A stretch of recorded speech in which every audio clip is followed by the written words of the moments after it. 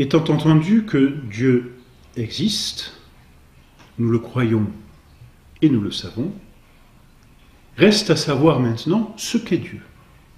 Et c'est un chapitre assez difficile et assez délicat, puisque Dieu est au-dessus de l'univers et donc qu'il nous dépasse infiniment. Qu'est-ce donc que Dieu? Le catéchisme répond à cette question en disant que Dieu est un esprit pur, infiniment parfait, créateur et maître de toutes choses. Dieu est un esprit pur. Qu'est-ce que ce mot esprit signifie, sinon que Dieu n'a pas de corps? Dieu est incorporel. Dieu est une substance immatérielle. Il n'a pas de matière pour le composer. Il est esprit. Alors, parce qu'il n'a pas de corps, comme nous en avons un, nous ne pouvons ni le voir, ni le sentir, ni le toucher, ni le goûter. Il est inaccessible à nos sens. Mais ça n'est pas parce qu'il est inaccessible à nos sens qu'il n'existe pas. La preuve, c'est que nous avons bien vu son œuvre, et à son œuvre, nous savons qu'il existe. De la même façon que celui qui contemple un tableau sait nécessairement que ce tableau a un auteur, de la même façon, celui qui contemple la nature sait que la nature a un auteur. Or, en contemplant le tableau, je ne vois pas forcément l'auteur, je ne l'entends pas, et peut-être même est-il déjà mort. Mais le tableau reste, le manifestant, quoi qu'il arrive, que si je ne sens pas, si je ne vois pas, si je n'entends pas son auteur, je sais qu'il existe. Ça n'est pas possible autrement, ou qu'il a existé. Il en va de même pour Dieu. Simplement, nous ne pouvons pas dire que Dieu a existé. Dieu continue d'exister, et nous le verrons un peu plus tard, parce que si Dieu n'existait plus, il ne serait plus un être nécessaire, donc il ne serait plus Dieu, et donc notre preuve tomberait, ou du moins ce serait un cercle vicieux, par lequel le serpent se mordrait la queue, finalement. Et encore, Dieu existe parce que tout existe encore. Dieu maintient les choses dans l'existence. Mais nous ne le voyons pas, parce qu'il est esprit.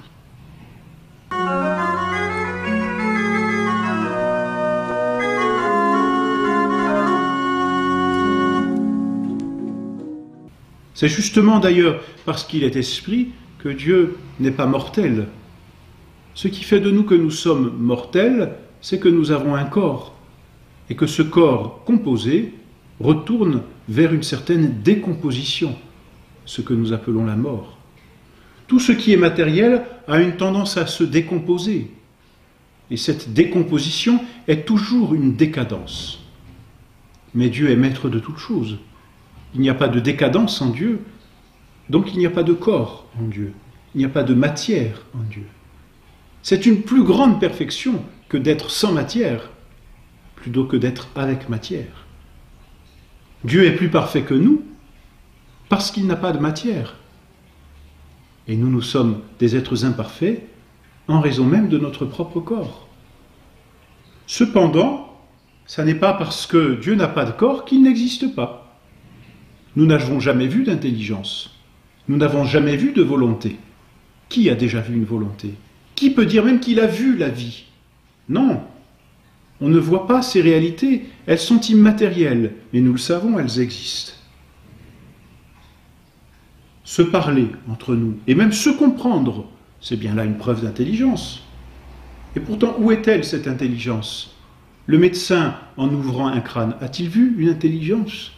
Non, il ne l'a pas vue. Et pourtant, elle est là. Le chirurgien, en opérant, a-t-il vu la volonté de son patient? Il ne l'a pas vue. Et pourtant, nous le savons, elle est là, elle existe, de fait, mais elle est immatérielle. Nous savons bien que nous manions des concepts, nous manions des idées, et nous savons aussi que parfois notre corps obstrue ces idées et ces concepts, de telle sorte qu'il nous devient difficile de penser. C'est bien là la preuve que notre corps apporte comme une imperfection, si l'on peut dire. à ce qu'il y a en nous d'immatériel.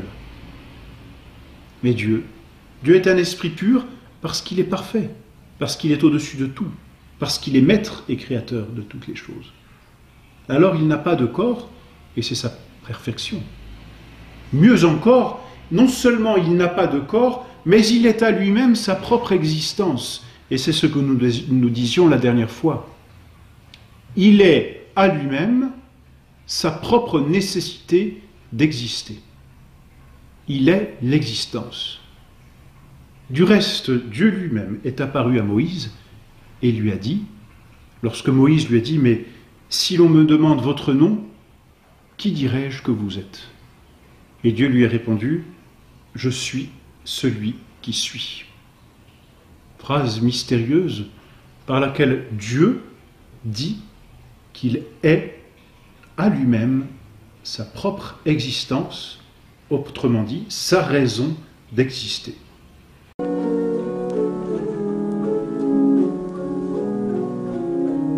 Dieu existe par lui-même, Dieu est son existence, c'est sa nature. Il est l'existence par excellence.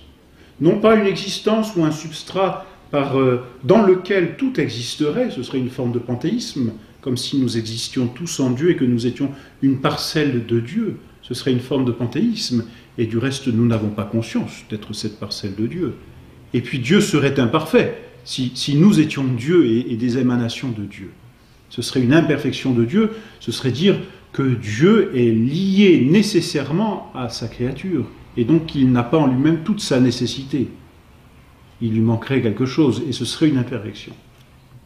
Non, Dieu est à lui-même la nécessité de sa propre existence, il est l'existence, par laquelle il est vrai tout être existe, mais par laquelle aussi tout être n'est pas Dieu, et ne peut pas être Dieu. Pour Dieu, être à lui-même la raison d'exister, cela porte un nom, dérivé du latin, un nom typiquement théologique, que l'on appelle l'acéité. Acéité, ce mot vient du latin ac, qui veut dire par soi. Dieu existe par lui-même. Nous n'existons pas par nous-mêmes. Et rien de ce qui nous entoure n'existe par lui-même. Notre existence, nous la tenons d'un autre, ab alio en latin.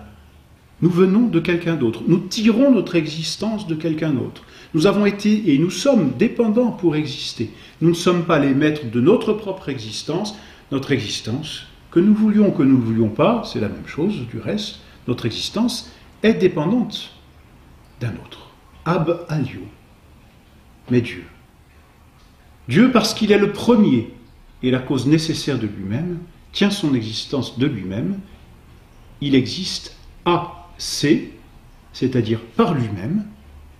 Et donc en français, nous fabriquons ce mot, ou ce néologisme si vous voulez, nous fabriquons ce mot, mais typiquement théologique, par lequel nous disons que Dieu a en lui la raison de son existence, et c'est, l'on peut dire, c'est le mot principal, qui le définit, c'est l'acéité.